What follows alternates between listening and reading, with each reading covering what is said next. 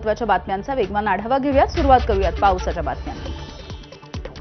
सिंधुदुर्गच्या कणकवली इथला सावडाव धबधबा सध्या ओसंडून वाहतोय। मुंबई गोवा महामार्गाच्या जवळ धबधबा असल्यामुळे पर्यटक सध्या या ठिकाणी वळू लागलेले आहेत आणि आनंद घेत आहेत। कोल्हापूरचा प्रसिद्ध राऊतवाडीचा धबधबा देखील ओसंडून वाहू लागलाय। राधानगरी तालुक्यामधला हा धबधबा सध्या पर्यटकांच्या आकर्षणाचा केंद्रबिंदू ठरतोय। भंडाऱ्यामधील गोसेखुर्द धरणाचे सर्व 33 दरवाजे अर्ध्या मीटरनं उघडण्यात आले। 1,30,888 क्युसेक वेगानं पाण्याचा विसर्ग सुरू आहे। गोसेखुर्द धरणाच्या पाणलोट क्षेत्रामध्ये मोठ्या प्रमाणावरती पाऊस कोसळतोय। पावसाच्या आगमनाच्या नंतर पुण्यामधील सह्याद्रीच्या डोंगर रांगांमधील भीमाशंकर परिसर हा निसर्ग सौंदर्याने बहरला। धुकं, रिमझिम पाऊस आणि हिरवाईने नटलेल्या वनराईची पर्यटकांना भुरळ। महाबळेश्वरमधल्या वेढणा लेकमध्ये पाणीसाठ्यात वाढ होतीये। पावसाचा जोर कायम राहिल्यामुळे छोटे धबधबे देखील ओसंडून वाहू लागले आहेत। तर पावसाची संततधार राहिली तर तलाव ओसंडून वाहण्याची शक्यता आहे। मुंबईला पाणी पुरवठा करणाऱ्या धरण क्षेत्रामध्ये सलग तिसऱ्या दिवशी दमदार पावसाची हजेरी। 3 दिवसांमध्ये पाणीसाठ्यात 3% वाढ झाली। धरणामध्ये आज 9.41% इतका पाणीसाठा। रत्नागिरी कोल्हापूर महामार्गावरच्या आंबा घाटामध्ये दरड कोसळली। गणेश मंदिराजवळच्या वळणावरती ही दरड कोसळली आहे। पोलीस आणि सांगलीच्या पर्यटकांच्या तत्परतेमुळे इथले दगड हटवून वाहतूक पुन्हा एकदा सुरळीत करण्यात आली। बातम्या मुंबईतली। मुंबईच्या भांडूपमध्ये जोरदार पाऊस सुरू आहे। LBS मार्गाजवळचा फुटपाथ अचानकपणे खचला। अपघात टळलाय, मात्र वाहनांच्या लांबच लांब रांगा। बुलडाण्यामध्ये 2 दिवसांपासून पावसाची रिपरिप सुरू आहे। सातपुड्यानं हिरवा शालू पांघरल्यासारखी स्थिती आहे। वीकेंडमुळे पर्यटकांचं आकर्षण देखील वाढत आहे। मुंबईच्या पश्चिम उपनगरामध्ये मुसळधार पाऊस। अंधेरी MIDC परिसरामध्ये रोल्टा जंक्शनच्या जवळ रस्त्यावरती मोठ्या प्रमाणात पाणी साचलं। MIDC कडून जोगेश्वरी विक्रोळी लिंक रोडला जाण्यासाठी वाहनांची मोठी रांग। वसईच्या मधुबन परिसरामध्ये 4ही रस्त्यांवरती पाणीच पाणी झालंय। पावसाचा जोर वाढल्याच्या नंतर मधुबन परिसर हा पूर्णपणे पाण्याखाली गेला। प्रशासनानं नागरिकांना सतर्क राहण्याचं आवाहन केलं। वसईच्या मिठागर परिसरामध्ये मुसळधार पाऊस। परिसरामध्ये कमरे इतकं पाणी साचल्याचं चित्र आहे। नागरिकांचा जीव धोक्यात घालून प्रवास। महावितरणनं वीज पुरवठा देखील बंद केलाय। वसई विरार शहरामध्ये मुसळधार पावसामुळे जनजीवन विस्कळीत। चंदनसार कोपरी या गावामधील रस्ता 3 फूट पाण्याखाली गेला। डोंगरावरील पाण्याचा प्रवाह वाढल्यामुळे साचलेल्या पाण्यामधून जीव धोक्यात घालून नागरिकांना प्रवास करावा लागतोय। वसई विरारच्या राजावली रोड परिसरामध्ये मुसळधार पावसामुळे पाणी साचलं। सुधामनगरमध्ये अडकलेल्या 25 नागरिकांची अग्निशमन दलानं सुटका केली आहे। प्रशासनाचं नागरिकांना अनावश्यक बाहेर न पडण्याचं आवाहन।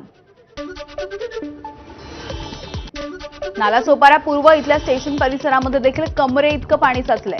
कमरे इतक्या पाण्यामधून वाट काढत असताना नागरिकांना अडचणींशी सामना करावा लागतोय। मुंबईमध्ये मुसळधार पावसामुळे जनजीवन विस्कळीत झालं। विलेपार्ले पूर्व इथल्या नेहरू रोडवरती 3 फुटांपर्यंत पाणी साचलेलं आहे। पाण्यामुळे अनेक गाड्या रस्त्यामध्येच बंद पडल्या, त्यामुळे नागरिकांना त्रास होतोय। पालघरच्या दक्षिण पश्चिम भागामध्ये देखील मुसळधार पाऊस कोसळतोय। कपाशी केळवा रोड स्टेशन रस्ता वाहतुकीसाठी पूर्णपणे बंद। पालघर शहरासह परिसरामध्ये मुसळधार पावसामुळे जनजीवन विस्कळीत झालं। पालघर सातपाटी या रोडवरच्या टेंभोडे परिसरामध्ये मोठ्या प्रमाणावरती पाणी साचलं। पुराच्या पाण्यामुळे वाहन चालकांची तारांबळ। प्रशासनाकडून सतर्कतेचं आवाहन। रायगडमध्ये गेल्या 4 ते 5 दिवसांपासून मुसळधार पाऊस। खोपोलीमध्ये मुख्य रस्ते आणि सखल भागात पाणी साचलं। प्रशासन सतर्क झालंय। नागरिकांना खबरदारी घेण्याचं आवाहन केलं जात आहे। रायगडच्या महाड तालुक्यामधील तब्बल 72 गावं ही दरड प्रवण क्षेत्रामध्ये आहेत। यापैकी 20 गावं ही अति धोकादायक अशा परिस्थितीत आहेत। आपत्ती व्यवस्थापन विभागाकडून स्थलांतरित होण्याच्या सूचना। 1146 नागरिकांच्या स्थलांतराचा प्रश्न ऐरणीवर आला। दरड कोसळून दुर्घटना होणाऱ्या घटनेमध्ये वाढ होती आहे। पश्चिम घाटामध्ये सध्या मुसळधार पाऊस सुरू आहे। साताऱ्यामधील महाबळेश्वर ते रायगडमधील पोलादपूर या ठिकाणी जोडणारा आंबेनळी घाट हा 4 दिवस बंद आहे। दाट धुकं, दरडीचा धोका असल्यामुळे घाट वाहतुकीसाठी बंद राहील। ठाण्यामधल्या घोडबंदर रोडच्या जवळ विजय गार्डन सिग्नलच्या आसपास पाणी साचलंय। ठाणे महानगरपालिकेकडून साचलेल्या पाण्याचा निचरा करण्याचं काम सुरू आहे। नागरिकांना सतर्कतेचं आवाहन। भिवंडी शहर आणि ग्रामीण भागांमध्ये मुसळधार पाऊस। शहरामधील अनेक सखल भागांमध्ये पाणी साचलं। बाजी मार्केट, तीनबत्ती परिसर, मंडईचा परिसर 2 ते 3 फुटांपर्यंत या भागात पाणी साचलंय। परिसरामधल्या अनेक दुकानांमध्ये देखील पावसाचं पाणी शिरलंय। भिवंडीत मुसळधार पावसामुळे छत्रपती शिवाजी महाराज चौकामध्ये 1.5 ते 2 फुटांनी इतकं पाणी। अनेकांची वाहनं पाण्यामध्ये बंद पडल्यामुळे वाहनांना धक्का मारून बाहेर काढण्याची वेळ आली। भिवंडीत मुसळधार पावसामुळे कामवारी नदीनं धोक्याची पातळी ओलांडली। नदीकाठच्या परिसरामध्ये घरांमध्ये देखील पाणी शिरलं। घरामध्ये अडकून पडलेल्या नागरिकांना सुरक्षित ठिकाणी हलवण्यात आलं।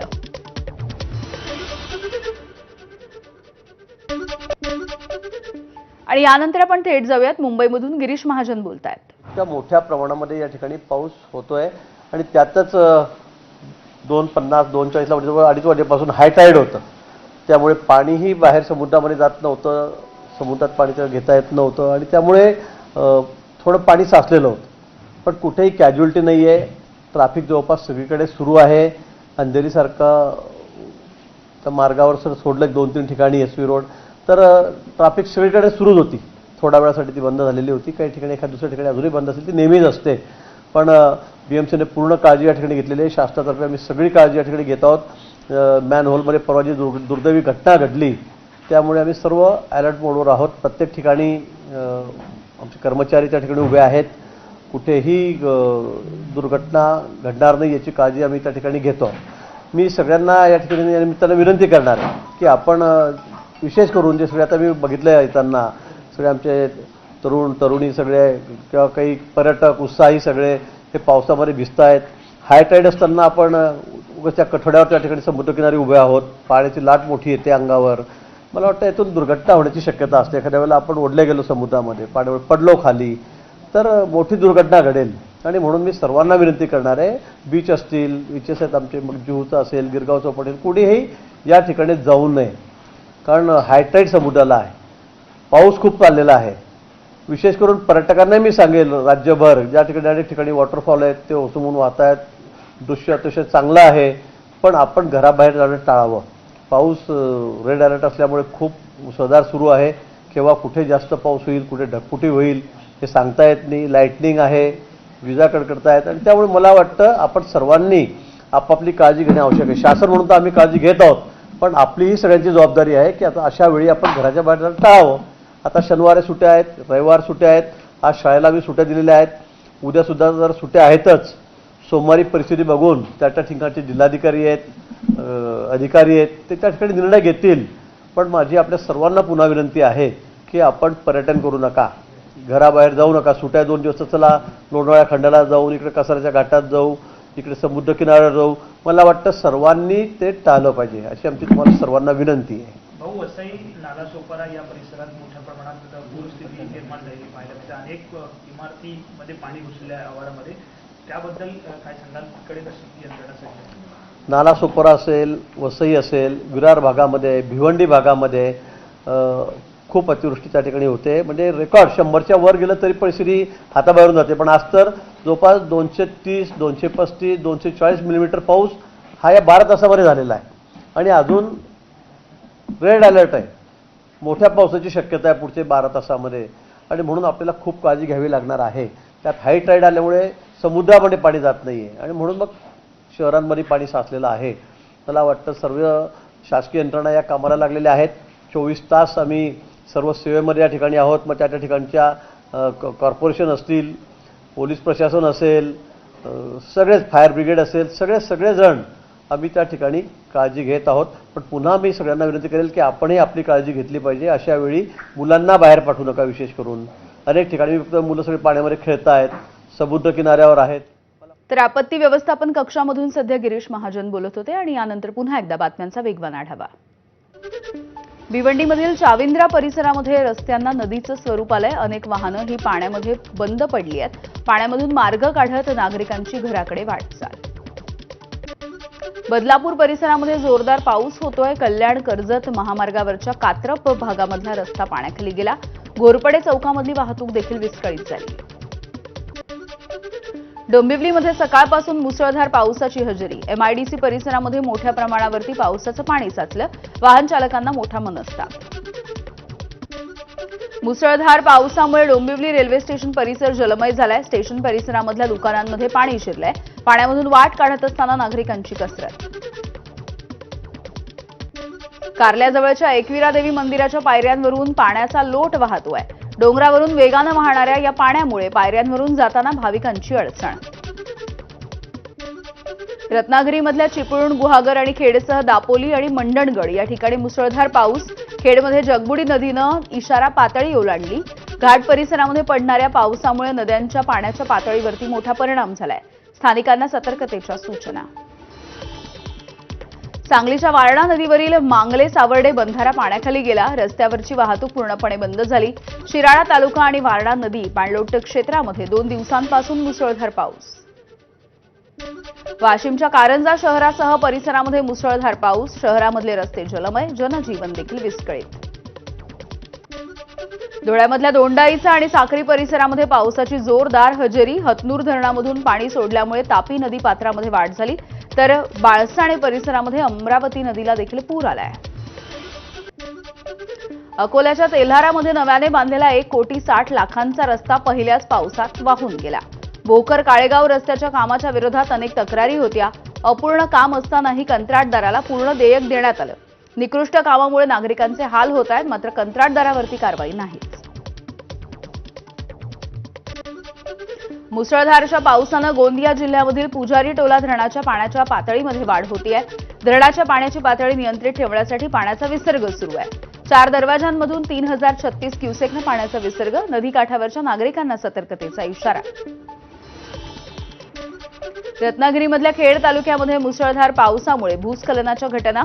खेड, खोपी, धामणन या मार्गावरच्या कासई शिंदेवाडी गावांनजीक दरड कोसळली. हा रस्ता पूर्णपणे बंद झालाय. रस्त्याचा काही भागही खचला. प्रशासनाकडून घटनास्थळाचा आढावा. पालघर जिल्ह्याच्या पश्चिम भागामध्ये मुसळधार पाऊस. मनोर पालघर या रोडवरच्या वाघोबा घाटामध्ये झाड कोसळलं आणि वाहतूक तुर्तास बंद आहे. यवतमाळच्या मारेगाव सिंधी गावाजवळ कुंभा रोडवरच्या पुलावरचं डांबर वाहून गेलंय. पहिल्याच पावसामध्ये पुलावरची खडी उघडी पडली. वाहन चालकांना अडचणींशी सामना करावा लागतोय. या कामामध्ये निकृष्ट दर्जाच्या सगळ्या गोष्टींचा वापर झाला हे समोर येत आहे. महाबळेश्वर जवळच्या नावली गावामध्ये मुसळधार पावसाचा तडाखा. गावामधील शेत जमीन, घरं, रस्ते खचलेले आहेत. तर गावाची पाण्याची टाकी देखील कोसळण्याची भीती आहे. मुंबईतल्या माटुंगा परिसरामध्ये एक मोठं झाड कोसळलं. पार्क केलेल्या वाहनाचं नुकसान झालंय. सुदैवाने जीवितहानी झाली नाही. अग्निशमन दलाकडून घटनास्थळाचा आढावा. मुंबईच्या पवई इथल्या हिरानंदानी परिसरामध्ये मुसळधार पावसाचा फटका. मोठं झाड कोसळून 4 गाड्यांचं नुकसान झालंय. सुदैवाने जीवितहानी झाली नाहीये.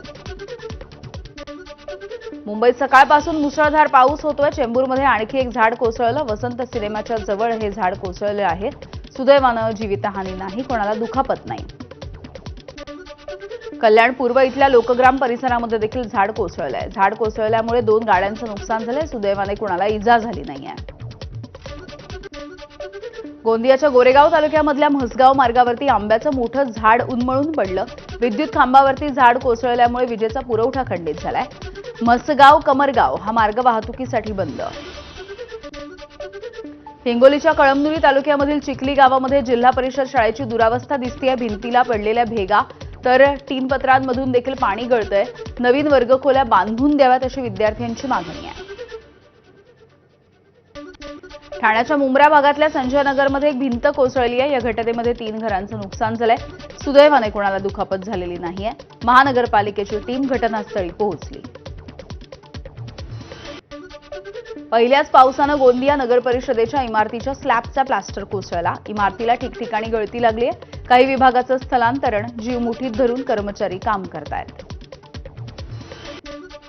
धुळे जिल्ह्यामध्ये एसटीच्या भोंगळ कारभार समोर येताना दिसतोय. साखरी पिंपळनेर बसच्या छताला गळती लागली. पावसाचं पाणी थेट बसमध्ये येत आहे. बसमधून विद्यार्थ्यांचा जीव मुठीत धरून प्रवास. भंडाऱ्याच्या धापेवाडा बॅरेजमधून पूर्वसूचना न देता पाणी सोडलं. वैनगंगेमध्ये ट्रॅक्टरसह तिघेजण वाहून गेलेले आहेत. मात्र पोहून त्यांनी आपला जीव वाचवलाय. भंडारा जिल्हाधिकाऱ्यांनी अभियंत्यांना कारणे दाखवा नोटीस पाठवली. बघूया इतर काही महत्त्वाच्या घडामोडी. केतन अग्रवाल हत्येसाठीच्या चॅटमध्ये कोड वर्ड निकनेम या सगळ्यांचा वापर करण्यात आलेला होता. सांकेतिक भाषेमध्ये केलेल्या संभाषणाला डिकोड करण्याचे प्रयत्न सुरू आहेत. पोलिसांना सिया आणि चेतनची कोठडी हवी होती वाढवून चेतनच्या मोबाईलमधून डिलीट केलेला डेटा परत मिळवण्यामध्ये यश येत आहे. सियाच्या घरामधून 1 वर्ष जुना मोबाईल फोन देखील जप्त करण्यात आलाय. केतन अग्रवाल हत्येच्या प्रकरणामधील आरोपी सियानं मैत्रिणीसोबत केलेलं चॅट देखील उघड झालंय. जे लग्न होणार नाही त्या लग्नासाठी विमानाचं तिकीट बुक करायचं आहे. तुझं आधार कार्ड पाठव. मैत्रिणीसोबतचं कथित चॅट हे समोर आलंय. आणि या सुपरफास्ट बातमी